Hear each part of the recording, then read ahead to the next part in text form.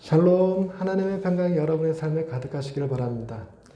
우리가 늘 더 좋은 세상을 꿈꾸며 살아가죠. 그 더 좋은 세상을 꿈꾸면서 생각하기를 파라다이스 같은 세상이 펼쳐지면 얼마나 좋을까. 그래서 우리가 머릿속에 파라다이스를 상상하면 왠지 하와이에서 막 뒤에서 원주민들이 춤추고 있고 우리는 꽃으로 만든 이 목걸이 같은 거 이렇게 하고 있고 막 파인애플에 빨대 딱 꽂아서 아니지. 야자수에 빨대 꽂아서 그거 먹고 있고 뭐 이런 거 상상하시는 분들이 계셔요. 그리고 한국에서의 파라다이스는 왠지 그 시골에 있는 나이트클럽 같은데 이름으로 하도 많이 쓰여갖고 술 마음껏 마시고 원 없이 춤추고 놀 수 있는 곳 이런 이미지도 갖고 있죠. 다분히 파라다이스는 이 땅에서 실현 불가능한 나라이기 때문에 그 개념이 많은 종교나 사상에 의해서 죽은 다음에 가는 그 천국쯤으로 생각하곤 했었습니다. 그러나 기독교에서 말하는 천국은 결코 파라다이스는 아닙니다. 전혀 다른 개념인데요. 근데 그 죽어서 가는 것 말고 이 땅에서 실현 가능한 천국은 없을까? 그걸 꿈꾸면서 만들어진 게 유토피아라고 하는 개념입니다. 유토피아라고 하는 개념은 지금처럼 이런 그 사회적 기반이 갖춰져 있고 사람들이 핸드폰이며 노트북이며 이 대중매체며 이런 것들이 활발하게 되어 있기 전에 어떤 철학자에 의해서 쓰여진 책인데 그 책에 보면 한 섬에 사람들이 모여서 집에서 사는데 그 집은 뭐 6개월에 한 번인가 1년에 한 번인가 이렇게 옮겨 다니면서 집을 옮겨 다녀야 됐고 반드시 몇 시간 이상의 노동을 해야 됐고 몇 시간 이상의 교육을 받아야 됐고 뭐 이런 게 있습니다. 그리고 무상복지가 이루어지고 이런 거거든요. 그러니까 유토피아는 다분히 쓰여진 배경에 의하면 자본주의적 사회에 반하여 공산주의적인 냄새를 풍기는 그런 형태의 곳이었습니다. 그러나 이제 그곳에서의 사람들의 삶은 만족도가 굉장히 높았죠. 굉장히 높아서 사람들이 와 이런 나라 있으면 전 진짜 좋겠다라고 생각을 했었던 그런 겁니다. 그리고 실제로 어쩌면 가능하지 않겠나 이런 생각도 하게끔 만들었던 게 유토피아라는 책이었는데 근데 공교롭게도 유토피아라는 말 자체가 이 세상 그 어디에도 없는 나라라는 뜻입니다. 그러니까 그런 세상을 꿈꿀 수는 있으나 실제로 그런 나라를 실현시킬 수는 없다는 거죠. 그래서 요즘 문학은 점점 유토피아를 그려내는 작품들보다 디스토피아, 유토피아와 좀 반대되는 개념이에요. 특정한 정부가 독재적인 권력을 가지고 사람들을 조종하는 세상. 그래서 사람들이 어떤 특정한 약물에 의해서 자기 의지와는 상관없이 자기 뜻과는 상관없이 살아가는 세상 뭐 이런 세상을 그려냅니다. 그게 디스토피아고 그리고 AI에 지배당하는 사회 그리고 그 로봇에 의해서 통치당하는 사회 이런 것들이 다 디스토피아입니다. 그리고 그 디스토피아의 끝판왕은 그죠? 핵전쟁에 의한 지구 종말 아니면 지구가 완전히 지금 자연이 훼손되고 있죠. 그래서 환경오염이 심각해서 지구에선 더 이상 살 수가 없어서 우주에다가 우주 정거장 같은 거 만들어서 거기에 들어갈 수 있는 사람 뭐 10만 명만 모집을 해서 따로 인류를 보존하는 형태로 이야기가 전개돼요. 어찌됐건 이 지구상에는 희망이 없다라고 보는 거죠. 그리고 끝내는 모든 걸 다 극복해낸다 할지라도 우주에서 날아온 행성과 지구가 부딪혀서 지구가 사라져버리는 그런 형태의 디스토피아가 많이 그려집니다. 이런 디스토피아는 우리가 읽는 영화, 책, 소설 이런 데도 나오지만 드라마에도 많이 사용되고 있죠. 여러분 우리가 오징어 게임이라고 하는 드라마 한참 유행했는데 지금도 유행하고 있죠. 그 오징어 게임도 결국은 디스토피아를 그리고 있는 거고 또 지금 한참 뜨고 있다고 하는 지옥이라고 하는 드라마도 완전히 디스토피아입니다. 근데 이 지옥이라고 하는 드라마가 목사님들 사이에서 아주 핫 이슈가 돼버렸어요. 거기에는 굉장히 많은 토론 주제들이 나옵니다. 가장 대표적인 게 이런 거죠. 심판은 누구에게 내려지는가? 심판은 누구에게 내려지는가? 내용은 이런 겁니다. 어느 날 초자연적인 현상으로 천사라고 불려지는 생긴 거는 악마같이 생긴 애가 나타나서 언제 정확히 몇 시에 죽게 될 것인지를 예언을 해줍니다. 일종의 고지라고 하는 건데 그 고지를 받은 사람은 예외 없이 그 천사가 알려준 시간이 되면 괴물같이 생긴 애들 3명이 나타나갖고 흠씬 두들겨 팬 다음에 그 몸을 불태워버립니다. 근데 그것이 공개적으로 일어나요. 누구나 다 볼 수 있게. 그러니까 뭐 신비한 현상인데 촬영도 가능해요. 그래서 실제로 그게 녹화가 되고 사람들한테 알려지고 이러면서 사람들이 공포했답니다. 도대체 이 일이 왜 일어나는 것일까? 왜 어떤 자에게 천사가 나타나서 고지하고 그런 무시무시한 심판을 행하는가? 그걸 시연이라고 부르던데 그런 시연이 왜 일어나는 것인가? 그랬더니 그 드라마상에서 새 진리회라고 하는 신흥 종교가 나타나는데 그 신흥 종교의 교주인 장진수 의장이 이런 말을 합니다. 이는 우리가 더 정의로워야 한다는 신의 명확한 지시다. 이렇게 얘기합니다. 우리가 좀 더 정의로워져야 된다. 그렇게 신의 고지를 받아서 죽은 사람들은 한결같이 다 죄인들이었다라는 겁니다. 그래서 그 일로 인해서 사람들이 두려움에 사로잡히죠. 어떤 일이 벌어지냐면 자기가 죄인이라는 사실을 회개하는 일들이 벌어집니다. 그리고 착하게 살려고 노력을 하게 돼요. 근데 공교롭게도 한쪽에서는 착하게 살려고 그러는데 반대쪽에서는 이 새 진리회를 가짜라고 얘기를 하고 그 천사가 나타나서 고지하고 악마가 나타나서 심판을 직접 행하고 하는 일들은 종교적인 문제가 아니라 일종의 자연재해라고 하는 형태로 치부합니다. 왜 그러냐면 그렇게 시연을 고지를 받고 죽은 사람들이 누구나 다 인정할 만한 그런 죄인들은 아니었어요. 그냥 그 고통을 받은 걸로 보아서 우리가 모르는 뭔 죄가 있겠거니 아니면 앞으로 저 사람이 살면서 큰 죄를 짓게 될 것 같으니까 심판이 미리 내려졌겠거니 생각을 하는 사람들이 그 사람과 그 사람의 주변 가족들을 테러하는 일이 벌어졌습니다. 테러는 마치 마녀사냥처럼 그게 정의로운 일인 것처럼 그게 당연한 것처럼 여겨지는 사회가 되고 말았죠. 그래서 사람들이 정의로운 사회를 이루는 데 있어서 기본적인 근간이 되는 것을 뭘 활용하고 있냐면 두려움이었습니다. 두려움. 물론 뒤에 반전도 나오고 2탄도 나오고 하니까 그건 보세요. 제가 여기서 스포할 얘기는 아닐 것 같고. 근데 목사님들 사이에서 이야기되어지는 주된 화두는 이런 겁니다. 오늘날의 종교가 바로 그런 두려움에 기반하고 있다는 것이죠. 똑바로 살지 않으면 여러분들 지옥 갑니다. 이런 말로 사람들을 공포에 떨게 해서 어떻게 하면 지옥을 면할 수 있습니까?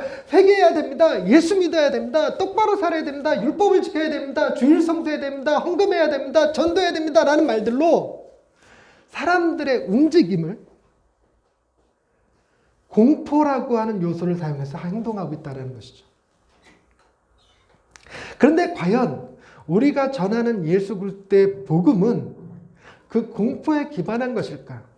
물론 다소 공포가 존재하기 합니다.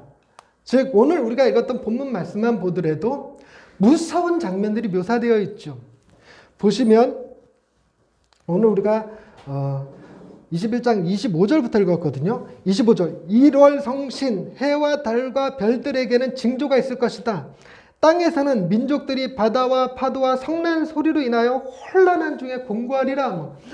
여기저기서 우르릉 꽝꽝 쓰나미의 소식들, 지진의 소식들, 해일의 이야기들, 기근과 화살의 폭발과 이런 것들로 인해서 두려움이 있겠다는 거예요. 뿐만 아니라 26절에 보니까 사람들이 세상에 임할 일을 생각하고 무서워함으로 기절하리니 이는 하늘의 권능들이 흔들리겠습니다. 이런 두려움과 공포, 진짜 디스토피아의 끝판왕을 완전히 성경에서 묘사해주고 있습니다. 이것이 들려지는 순간 우리에게는 무슨 생각이 들어요? 두려움이 임한다는 겁니다. 두려움. 그 두려움이 임하니 그럼 어떻게 해야 됩니까? 여러분 그런 날이 오기 전에 얼른 예수 믿으셔야 됩니다라고 하는 형태. 그러니 기독교도 역시 지옥이라고 하는 드라마에 나오는 새 진리회처럼 사람들을 두려움에 떨게 하고 그에 대한 어떤 처방전을 주는 형태로 종교 사업을 하고 있는 거 아니냐는 것이죠. 그다음 우리가 말씀을 좀 더 깊이 들여다보면 우리가 오늘 읽은 말씀은 25절서부터 36절까지의 말씀인데 총 3단락으로 되어 있습니다. 3단락이 동일한 형태의 문장 구조를 띠고 있어요. 잘 보시면 25절, 26절까지는 디스토피아입니다. 근데 27절, 28절은 반전입니다. 27절, 28절 보십시다. 그때 사람들이 인자가 구름을 타고 능력과 큰 영광으로 오는 것을 보리라. 이런 일이 되기를 시작하거든. 이러라, 머리를 들라. 너희 속량이 가까웠느니라. 세상은 어쩔 수 없이 공포와 두려움과 환난의 때를 맞이하게 되지만 그대로 무너지지 않게 주님이 다시 오셔서 정리해 주실 거란 말이에요. 구원자의 등장이라는 것이죠. 마치 슈퍼맨의 등장. 여기서 불 나오는 애가 누구죠? 아이언맨의 등장. 너 있으니까 설교가 재밌다. 대답해주는 사람이 있어야지. 거미줄 쏘는 애는 누구지? 이런 사람의 등장. 그래갖고 뭐 건물 붕괴하는 거 딱 막아주고 뭐 기차가 탈선하는 거 잡아주고 뭐 이래야 되는데 근본적인 대책은 되지 않아도 주님은 전혀 다르죠. 우주의 창조자, 우리의 통치자, 그분이 오셔서 우리를 속량, 다시 회복시켜 주실 것에 대한 약속이 나오고 있는 겁니다. 그러니 보세요. 25절과 26절은 주님이 새롭게 얘기하는 것이 아니라 당대의 문학이 됐건 서사가 됐건 소설이 됐건 종교가 됐건 모든 사람들이 다 하는 이야기가 25절, 26절의 분위기예요. 그건 뭘 봐도 똑같습니다. 다 절망적이고 공포고 두려움이고 이런 문제를 어떻게 해결할 것이냐에 따라서 철학적인 대답이나 인문학적 대답이다 그러고 종교적 대답이 다르며 종교마다 다 달라요. 그런데 주님은 그런 이야기들이 있는데 그것이 끝이 아님을 이야기해 주죠. 그러면서 두려움에 사로잡혀서 살아가게 할 것이 아니라 소망을 가지고 살아가게 합니다. 두려움을 이기는 힘은 소망입니다. 오늘 내가 힘들게 살아도 오늘 하루를 견딜 수 있게 하는 힘은 내가 힘들게 살면 내 아들이 더 나은 세상에서 살겠지 하는 힘으로 사는 거예요. 내가 어디야? 국제시장의 주인공이 어디 가다 돈 벌었죠? 베트남점에 가서 그런 얘기 하죠. 누가 가도 갈 거면 내가 가서 내 자녀들은 이 고통 겪지 않게 하겠다. 그것이 소망입니다. 소망이 오늘날 우리가 당하는 고난을 견디게 하는데 그럼 우주적 종말에 대한 고난은 어떻게 해결할 것인가? 그런 우주적 문제를 해결하실 수 있는 주님을 바라보게 함으로 견디게 하는 거죠. 그 다음 보십시다. 29절. 이에 비유로 이르시되 무화과 나무와 모든 나무를 보라. 싹이 나면 너희가 보고 여름이 가까운 줄을 자연히 아나니 이와 같이 너희가 이런 일이 일어나는 것을 보거든. 보세요. 뭐가 가까이 온 줄로 알아? 하나님의 나라가 가까이 온 줄로 알아. 지옥이 이 땅에 펼쳐지는 게 아니라 하나님의 나라가 가까이 온다는 거예요. 여러분, 하나님의 나라는, 여러분, 솔로몬의 나라는 누가 다스리는 나라입니까?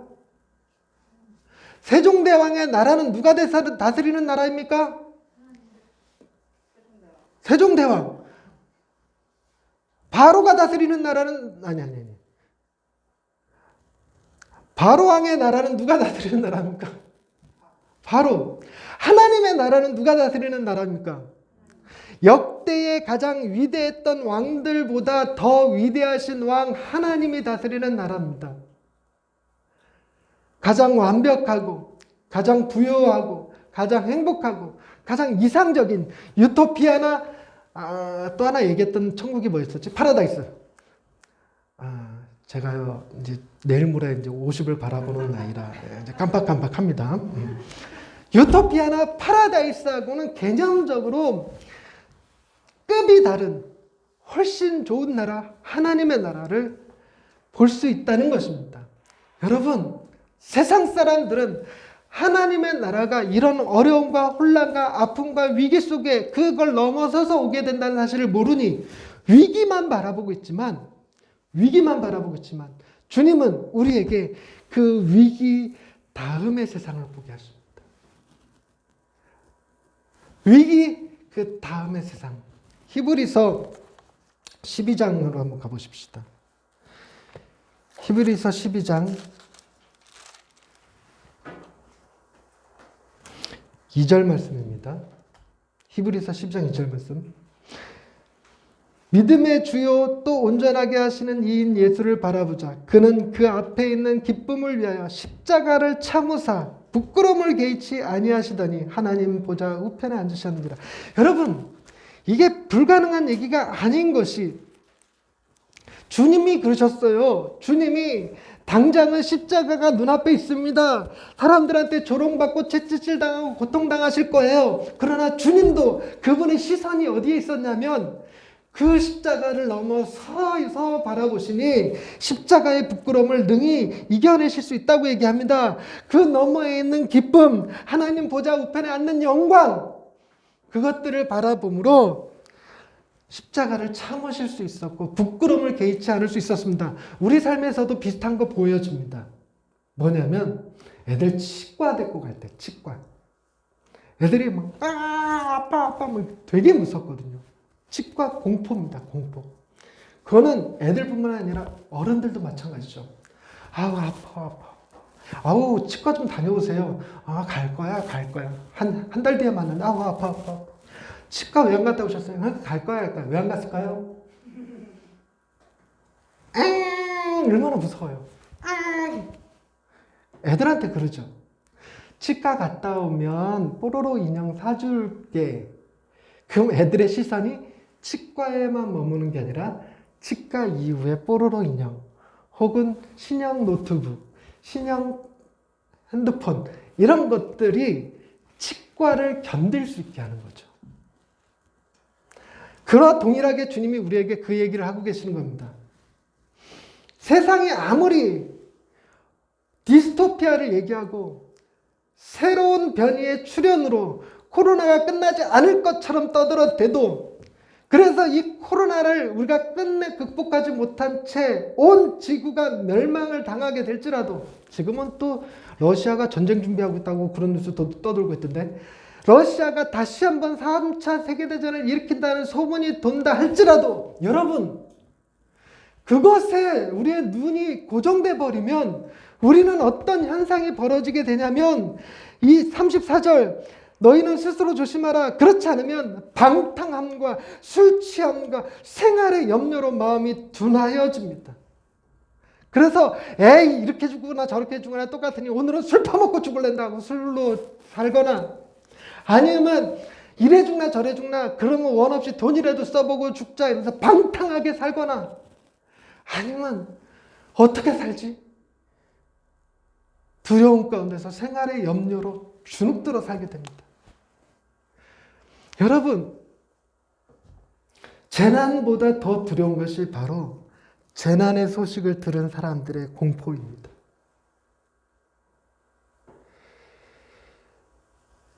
지옥이라는 드라마에서 고지를 받고 시연을 당하는데 그런 사람들의 숫자가 뭐 하루에 수십만 명 이런 개념이 아니에요. 뭐 한두 달에 몇 명 이런 개념입니다. 심지어는 뭐 1년에 몇 명 이런 개념이거든요. 우리나라 인구가 5천만 명. 그래서 그 사람들이 다 확률상으로 교통사고로 죽을 확률보다 감기에 걸려 죽을 확률보다 더 낮은 게 고지받고 시험당해서 죽는 겁니다. 그럼에도 불구하고 그런 이야기 자체가 사람들 마음에 엄청난 공포와 두려움을 가져다 줍니다.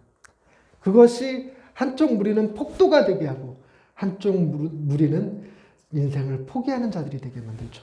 술 취하고 방탕하고 생활의 염려에 사로잡히죠. 바로 이런 일들이 세상에서 벌어진다는 겁니다. 그런데 우리 주님은 뭐라고 그러시냐면 36절 이러므로 너희는 장차 올 이 모든 일을 능히 피하고 인자 앞에 서도록, 인자가 우리 주님이시죠. 주님 앞에 서도록 항상 기도하며 깨어있으라. 여러분, 기도한다라는 말의 의미를 우리가 보통은 우리나라 문화에서는 비나이다 천지신명기께 비나이다 정하서 떠놓고 막 비나이다 이런 느낌의 기도거든요. 그래서 빌기자에다가 빌도자를 써요. 빌기자에 빌도자. 그러니까 열심히 비는 거예요. 이게 기도죠. 근데 이제 히브리 문학에서 쓰는 기도라는 말의 의미는 되게 뭐냐면 우리의 시선을 그분에게로 향하다 이런 뜻을 가지고 있어요. 달리 얘기해서 그분을 바라보다, 그분만 생각하다, 이게 기도입니다. 그래서 여러분 이런 기도의 능력이 우리 가운데 가끔 발현될 때가 있어요. 기도와 같은 능력이. 그럴 때가 언제냐면 사랑하는 사람이 생겼을 때. 그러니까 감기와 사랑은 못 숨긴다 그러죠. 그래서 너 이렇게 싱글싱글 웃냐? 너 이렇게 표정이 그래? 요즘 예뻐진다? 살 빠진다? 너 사랑하고 있지? 연애하고 있지? 틀림없죠. 그 사람 하루 종일 뭐 누구만 생각해요? 그 여인만 생각하죠. 성경에는 위대한 사랑 이야기, 야곱과 라헬의 사랑 이야기가 나오는데 야곱이 라헬을 얼마나 사랑했든지 성경의 표현에 의하면 7년을 라헬을 위해서 라헬과 결혼하는 조건으로 무보수로 라반에게 삼촌이었는데 라반에게 7년간 무보수로 일을 해주거든요. 7년간 무보수로 일해주는데 이 7년을 수일같이 여겼다라 이렇게 써요. 이 7년을 수일같이 여겼다. 아무리 힘들고 괴로워도 라헬만 생각하면, 사랑하는 그녀만 생각하면, 그녀랑 결혼할 생각만 하면 그냥 견딜 수 있는 거예요. 이게 기도라는 겁니다. 근데 그런 형태의 기도뿐만 아니라 이런 형태도 있죠. 당구에 막 빠져보신 분들 계시죠. 당구에 막 빠져갖고 이제 막 80, 100, 120 막 올라갈 때 이렇게 예배 드리는 데 뒷자리에 딱 앉아있으면 사람들이 어떻게 보이냐면 여기 빨간 공, 여기 흰 공, 이렇게 쳐서 이렇게 돌려서 이렇게 돌리고 이런 생각해요. 골프에 빠지면 앉아있는 자세가 설교 시간에 예배 시간에 이러고 앉아있는 게 아니라 이러고 앉아있습니다. 이게 기도라는 거예요. 그래서 우리가 기도한다. 여기서 너희가 항상 기도하고 깨어있으라라고 말하는 것이 무엇이냐면 바로 주님을 항상 바라보고 있으라는 거예요. 주님을 항상 바라보고 있으라. 그게 깨어있으라는 말인데 그 깊은 골짜기에 이렇게 다리가 하나 딱 놓여져 있는데 밑에가 다리가 유리로 돼 있어요. 유리. 거기에 딱 들어서는 순간 고소공포증 있는 사람들은 이렇게 갑니다. 근데 그런 사람들을 쉽게 견딜 수 있게 하는, 쉽게 그 다리를 건널 수 있게 하는 게 뭐예요? 그 아이의 얼굴을 딱 잡고 나만 봐. 아니, 나 보면 더 공포스럽겠지만 얘는 여러분들 아빠가 딸한테 우리 애들은 잘 두려워하지 않습니다. 딱 보는 순간 우리 애들은 안정감을 누려요. 딱 나만 봐. 절대 딴 데 보지 마. 나만 봐. 이러고 데리고 가면 건너가요. 세상에서 난리가 나서 해안에서 바다가 일고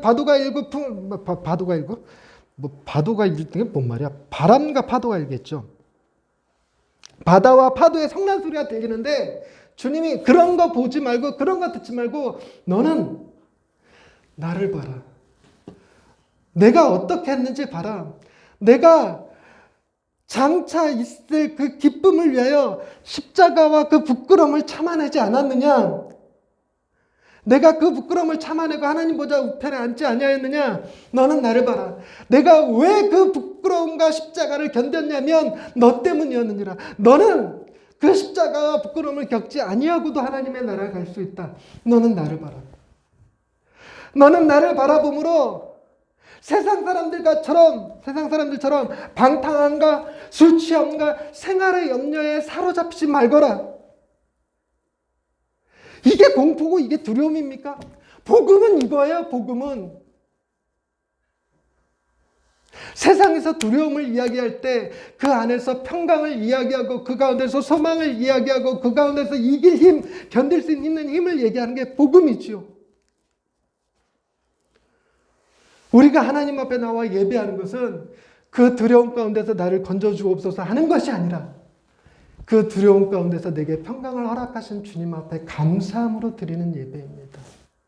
우리가 드리는 예배는 감사와 기쁨과 웃음의 예배이지 두려움 가운데서 어떻게 하면 내가 이 공포를 이겨내고 고지받지 않고 시험당하지 않을 수 있는가? 그 얘기하자는 게 결코 아닌 것입니다. 오늘 설교 제목이 무엇인지 아시는 분? 역시 두 여자밖에 없어. 세희 아니면 세희 엄마지. 그죠? 아, 감사. 자, 고난을 견디는 힘. 대충 설교 이 정도 하면 고난을 견디는 힘이 뭔지 알 것 같지 않나요? 예수님 바라보는 겁니다. 주님 바라보는 거예요.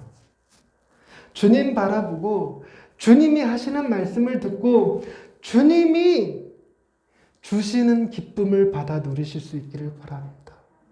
주님은 내가 너 사랑한다.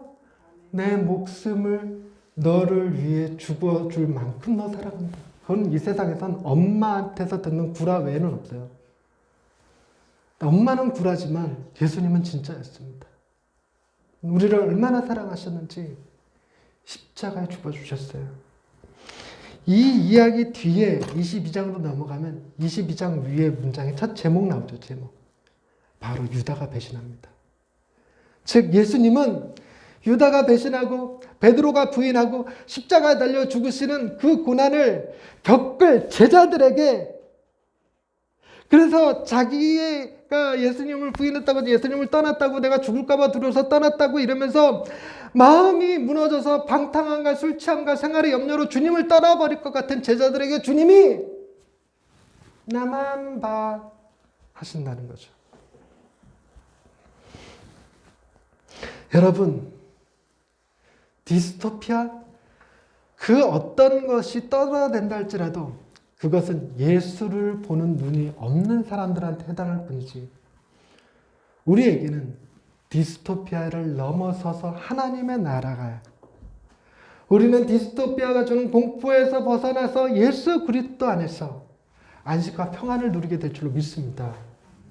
하나님은 바로 그런 기쁨과 즐거움으로 코로나가 주는 공포, 세상에 종말의 위협이 있는 이 세상 가운데서 세상 사람들이 알지 못하고 세상 사람들이 이해할 수 없는 기쁨과 평안을 우리 모두에게 주시고 계십니다. 기도하십시다. 하나님, 어렵습니다. 힘듭니다. 당장 내게 닥친 고난에 내 온 신경이 뺏깁니다. 다른 것을 생각할 여유도 없고 주님이 매주 주시는 말씀을 기억할 능력도 없습니다. 당장은 내게 닥친 문제들이, 내게 주어진 아픔들이 너무 커서 그 어떤 위로도 귀에 들어오지 않습니다. 그럼에도 불구하고 우리 주님은 아무리 실망하고 좌절하여 넘어져 있을지라도 그런 우리를 품에 안아주시고 일으켜주시고 사망의 음침한 골짜기마저도 견디게 하시는 주님이심을 믿습니다. 우리가 새 힘을 얻을 곳, 다시 일어설 곳이 바로 주님의 품 위에 있음을 기억하고 지금의 고난을, 지금의 아픔을 능히 견디게 해 주옵소서. 아주 가끔이라도 주님 생각하며 힘을 내게 해 주옵소서. 예수님의 이름으로 기도드립니다. 아멘.